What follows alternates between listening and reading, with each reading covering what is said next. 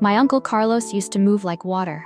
No matter the song, no matter the floor, he made every step look effortless. Like gravity forgot who it was dealing with. He wasn't just a dancer, he was the rhythm itself. Every weekend, his studio pulsed with laughter and the soft slide of shoes against wood.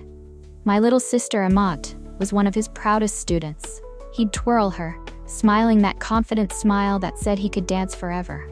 But forever came sooner than any of us expected.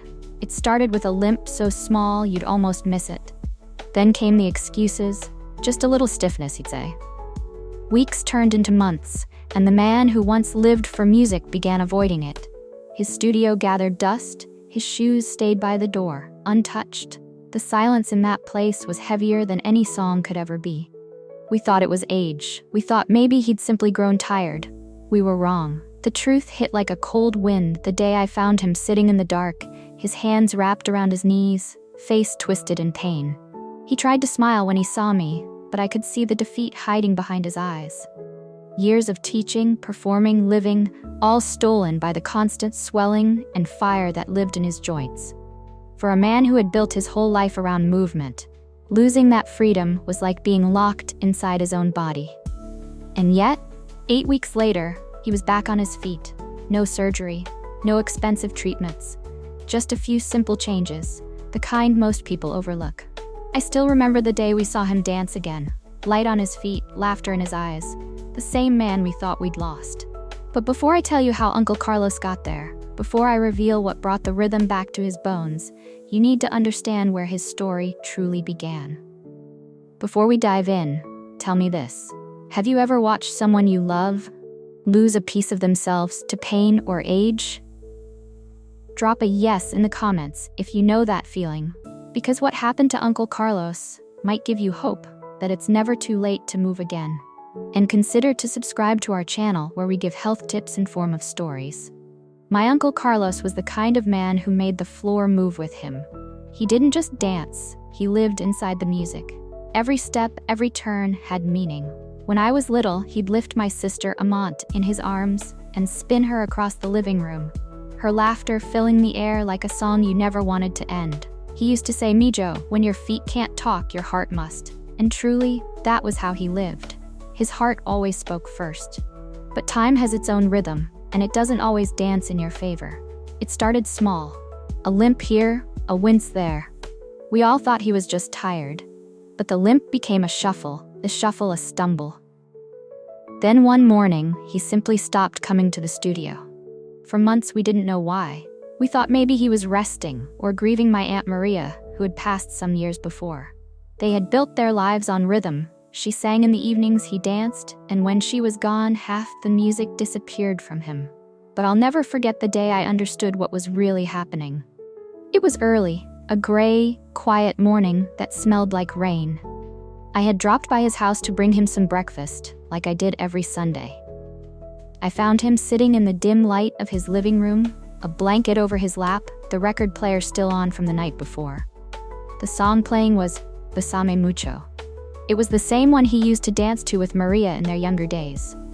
But this time, he wasn't moving. He was staring at his old dance trophies lined along the wall. Their gold surfaces had dulled, but in the half-light, they still glimmered, like ghosts of the past. He tried to stand up when he saw me, maybe out of habit, but I could see it. The way his knees trembled, how his hand gripped the arm of the chair for balance. Then came the sound that broke my heart. A soft crack, followed by his quiet gasp of pain. He managed one step, maybe two, before sinking back down. For a long while, he just sat there, staring at his legs like they'd betrayed him. "I used to be able to fly," he said finally, voice rough. "Now I can't even walk to the kitchen." There was a silence, heavy, like the kind that fills a church after prayer. Uncle Carlos had been a dance instructor for almost 40 years. He opened his own studio after retiring from performing, a little space with mirrors on every wall and a wooden floor that carried more laughter than sound. People called him El Maestro del Corazón, the master of the heart, because he didn't just teach movement, he taught people to feel alive. But now, that same studio sat closed and dark. The sign outside had faded in the sun, and inside, the floorboards, once polished by countless dancing shoes, were gathering dust. When my cousin Elena, his daughter, visited a few weeks later, she saw what I'd seen, only she wasn't as quiet about it. She walked into that same room and froze. The coffee table was cluttered with unopened bottles of pain pills, half-used creams, and empty soup cans. The air smelled faintly of menthol and loneliness. "Dad," she said, picking up a bottle, "are you even taking these?" Carlos didn't answer at first. He just looked at her, then at the trophies again. "Sometimes." "And eating?" she pressed. He shrugged, the kind of shrug that says everything and nothing at once. "Sometimes." Elena took a slow breath, then knelt beside his chair. "You taught people how to move, Dad," she said softly, tears forming in her eyes. "Now you've stopped moving yourself." He looked at her then, a faint, sad smile playing at the corner of his mouth. "The music stopped, Mia." I remember the way she looked at him after he said that, like she refused to believe him. She stayed quiet for a long time, then walked over to the record player. The needle lifted, and the silence that followed was almost painful. But something changed that day. I didn't realize it then. But that moment, that quiet confession, was the start of something new. Because life has a funny way of bringing music back to people who think they've lost it forever. And for Uncle Carlos, it didn't come from pills or doctors or miracles. It came from something much simpler. Things found in the kitchen. Things that heal slowly, bite by bite. I'll tell you about it soon. About the foods that brought rhythm back to his bones and light back to his eyes. But before that, I want you to think about something. If the thing you love most was suddenly taken from you, not by choice, but by pain, would you fight to get it back? Because that's what Uncle Carlos did. And in just 8 weeks, the man who could barely walk would dance again. The very next week, Elena came back with that determined look she inherited from her father, the one that usually meant something big was about to happen. She didn't come with flowers or groceries this time. She came holding her phone like it was a golden ticket. "Dad," she said, sitting across from him, "I want you to watch something." Carlos squinted. "If it's one of those doctor ads that promise you'll feel 30 again, save your battery, Mija. I don't believe in miracle foods." Elena smiled. "No miracles, I promise. Just listen." She tapped play. The video started with a calm voice, the kind of voice that sounds like it knows what it's talking about. It spoke about swelling, collagen, and how our bodies lose the stuff as we age. It mentioned real foods, not pills, that could help rebuild what time had worn away. Egg yolks, pumpkin seeds, salmon with the bones, chicken skin, gelatin, sardines, bone broth, beef tendons. As the narrator listed each one, Uncle Carlos made a face, halfway between disbelief and hunger. "Chicken skin?" he muttered. "Ay Dios, I've spent my whole life peeling that off." Elena laughed. "Maybe that's the problem." When the video ended, she turned to him and said, "It's called 8 weeks to dancing again." Carlos shook his head slowly, the corners of his mouth twitching. "You think some soup and fish bones are going to make these old knees waltz again?" Elena leaned forward, eyes soft but steady. "No, I think you're going to make them waltz again. These are just the steps to get there." He chuckled, that deep, weary kind of laugh that hides both love and resignation. 8 weeks, huh?" She nodded. "No miracles, Dad. Just small steps, one meal at a time." That night after she left, he sat at the kitchen table staring at the handwritten list she'd left behind. Egg yolks, pumpkin seeds, bone-in salmon, chicken skin, gelatin, sardines, bone broth, beef tendons. The paper looked almost absurdly simple. Just food. Things he'd eaten 1,000 times without thinking. And yet, reading it now, it felt like a challenge, a dare from life itself. He sighed, rubbing his knees. "One meal at a time," he murmured. Maybe it was the way she'd said it, soft, like a promise. Or maybe it was because he saw that same spark in her eyes that Maria used to have when she believed in him. Whatever it was, he decided to try. Not because he believed the food would work, but because Elena believed he could. The next morning, he stood in the kitchen, apron tied loosely around his waist, staring at a frying pan and a carton of eggs. The smell of coffee filled the air, and for the first time in a long while, there was something new mixed into that house. Something he hadn't felt in years. It wasn't hope yet, but it was close. The first entry in Uncle Carlos's little blue journal was written in shaky handwriting. Day 1. Pain 90 tenths. Cooking hurts more than dancing. That made me laugh when I first saw it later. Typical Carlos. Even in frustration, he couldn't help comparing everything to dance. But those first days were brutal for him. Standing too long at the stove made his legs throb, and chopping vegetables sent a tremor of pain through his knees. More than once, he nearly gave up before finishing a meal. Still, something about that small notebook kept him going. Elena had given it to him with the words, "Write everything, Dad.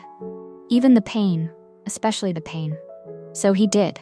That first week, he started with the simplest foods on her list: soft-boiled eggs and a salmon salad with the bones mashed in. It sounded ordinary, but to him, it was a battlefield.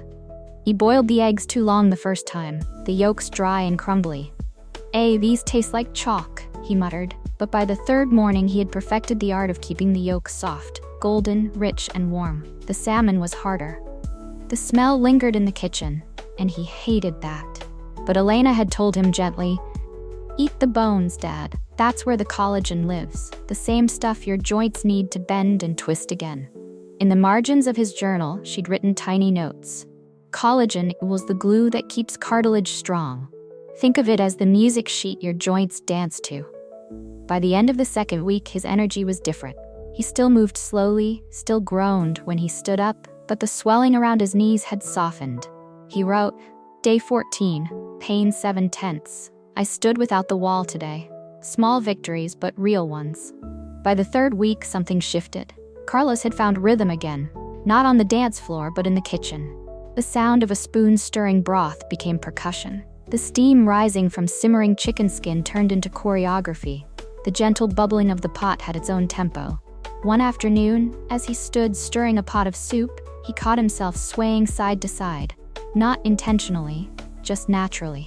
The motion had returned before the confidence did. That was when the memory hit him. He closed his eyes and suddenly, he wasn't in his kitchen anymore. He was 25 again, standing barefoot with Maria on the cool tiles of their first apartment. The radio played softly, and she was laughing because he kept stepping on her toes. "Stop thinking so hard," she had said. "Just feel it." He smiled at the memory, the smell of broth blending with the echo of her voice. He whispered into the air, "I'm trying, mi amor." That night he wrote, "Day 28. Less pain, more music in my bones." Elena noticed the change immediately when she visited. His color looked better, his voice had life again, and though he didn't say it out loud, she could tell he was beginning to believe. Not in miracle foods, but in himself. In her next note she added, "Keep feeding the music, Dad. Collagen works slowly, but your body's listening. Healing rarely moves in straight lines." Carlos learned that the hard way. It happened one Sunday morning. He'd woken feeling strong, maybe too strong. He'd just finished a bowl of beef tendon stew, rich and savory, the kind Elena had shown him how to make. It was supposed to symbolize patience, she'd said, the kind of meal that takes time, like recovery. The stew had filled him with warmth and something dangerously close to confidence. So, while a soft bolero played on the record player, he decided to try something he hadn't dared in years, a full spin. He placed one hand behind his back, lifted his chin, and turned. Halfway. Then, pain. A sharp, searing jolt shot through his knee and he collapsed to the floor, gripping it, teeth clenched. He didn't cry out. He didn't need to. The silence was worse. For 2 days, he didn't touch his journal, didn't cook, didn't play music. He sat by the window, watching people walk past outside, thinking how easily they moved. When Elena came over, she found him there, motionless, the pot untouched on the stove. "I think it's time I stop pretending," he said quietly. "Maybe some things aren't meant to come back." Elena kneeled beside him, just like she had the first time. "Healing isn't a straight line, Papa," she whispered. "You fall, you rest, then you rise again." He didn't answer. But when she gently pulled him toward the kitchen, he didn't resist either. Together, they made bone broth, slow, soothing, filled with patience. As it simmered, the smell filled the house, warm, rich, alive. "Smells like home," he finally said. That night, he opened his journal again. Day 42, pain 8/10. "But my daughter made me laugh today." Maybe that's part of healing too. The last 2 weeks were nothing short of quiet magic. The swelling around his knees faded so slowly that he didn't notice at first. What he did notice was how easily he could get out of bed one morning. No grimace, no groan. He began moving with purpose again. Small stretches at dawn, gentle turns in the living room, slow walks around the block. Each motion awakened something forgotten. He started humming again. Sometimes it was old boleros, sometimes just random melodies, but the house began to sound like him again. Then, one evening near the end of the 8th week, the air felt different. Heavier, maybe, or charged with something only he could sense. He was alone, the sky outside a soft orange. The record player sat waiting. He reached for Besame Mucho. The music started, gentle, haunting, familiar. He stood barefoot in the kitchen, feeling the cool tile under his feet. Slowly, he lifted his arms, turned his palms outward, and began to move. Carefully at first, a sway, a turn, a step forward, then another. The rhythm took him. His body responded, not perfectly, not pain-free, but freely. He imagined Maria there, smiling in the corner, her eyes bright like they always were when she danced. Tears blurred his vision, but he didn't stop. He didn't need to. When the song ended, he stood still for a long time, chest rising and falling, tears running freely down his cheeks. Then he walked to his journal, opened to the last page, and wrote slowly. Day 56. Danced alone in the kitchen. Not for Maria, not for pain, for me. He closed the book, exhaled deeply, and whispered into the empty room, Gracias. The next morning, Elena found him humming as he cooked breakfast. Eggs soft-boiled just right. He looked up, smiled, and said, 8 weeks, mija. You were right. Elena laughed, pretending not to cry. No, Papa, you were right. The music never stopped. You just forgot how to listen. And just like that, the maestro had found his rhythm again, not on the grand stage, but in the quiet, sacred space of his own kitchen. The morning of the wedding arrived dressed in sunlight and nerves. The house buzzed with laughter, perfume, and last-minute chaos. Ties being adjusted, hairspray hanging in the air like mist. But in the middle of it all, Uncle Carlos sat silently on the edge of his bed, staring at his legs. They felt heavy again, stiff, tight, like the old pain had slipped back in overnight. He flexed his knee, and a dull ache pulsed deep inside. Panic rose in his chest like a slow tide. Not today, he muttered. Please, not today. He rubbed his knees, pressed, stretched, but the stiffness stayed. 8 weeks of work, 8 weeks of hope, and here it was again, fear. He thought of Elena waiting downstairs in her wedding gown, radiant and smiling. They had planned to dance, a small, simple waltz, just one song. She had called it their final lesson. But now, sitting there, he felt like that dream belonged to someone else. What if I can't? He thought. What if I fall in front of everyone? What if I ruin her day? He stood, then sat again. The music from downstairs floated up faintly. Laughter, a string quartet warming up, the hum of life happening without him. For a moment, he considered staying there. Maybe no one would notice. Maybe he could just watch from the side, clap politely, smile for the photos. That was when Elena appeared at the doorway. She didn't say anything at first. She just looked at him, her father, the man who had taught her to be brave, and instantly knew. She crossed the room, took his hand, and said softly, "You've already danced your way here, Dad. One more step won't break you." He met her eyes, and in them saw the reflection of every struggle, every pot of broth, every journal entry. He took a deep breath. Somewhere in the quiet of his heart, Maria's voice rose, gentle and familiar. Dancing isn't about perfection, it's about connection. He closed his eyes and whispered, "All right, my love. One more dance." The reception hall glowed with warm light and soft laughter. The tables shimmered with candles, and in the corner, the small band tuned their instruments, the violin catching the first note of the waltz. Elena stood on the dance floor, her white dress flowing like morning mist. She turned toward her father, who stood at the edge, hesitating. Then the music began. A soft, tender waltz, the same melody Maria once loved. Carlos felt every eye on him, the family, the friends, the whispers of "Is he going to dance?" floating through the air. His knees trembled, but he took one step forward, then another. Elena reached out her hand. He took it. The first steps were uncertain. His body still remembered the pain, even if his heart didn't want to. But as they moved, something shifted. The rhythm, gentle and steady, started to guide him. He inhaled slowly, letting the music enter his bones. 1, 2, 3. 1, 2, 3. The crowd faded. The noise disappeared. All that remained was the sound of his breathing, the warmth of his daughter's hand, and the song that had carried his entire life. Elena whispered, "You're doing it, Papa." He smiled, a trembling, beautiful smile. and said, "I never stopped." The steps grew smoother, his movements found their grace again. Each turn felt like letting go of years of pain, not erasing it but transforming it. He remembered Maria. The way she would rest her head on his shoulder mid-spin. The way she would laugh when they lost the rhythm. The way she always said, "The dance isn't in your feet, it's in your heart." Now he understood. Truly understood. Halfway through the song, Alina leaned close and whispered, "Mom would be so proud of you."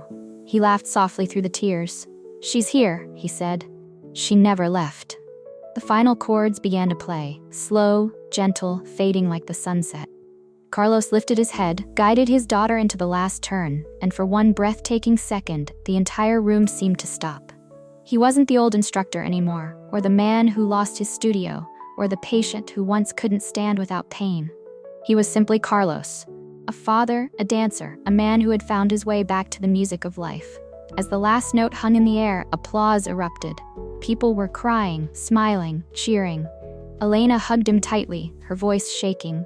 "You did it." He held her close, his heart pounding, his knees steady beneath him. Then he whispered, almost to himself, "Pain taught me to pause, food taught me to heal, but love taught me to dance again."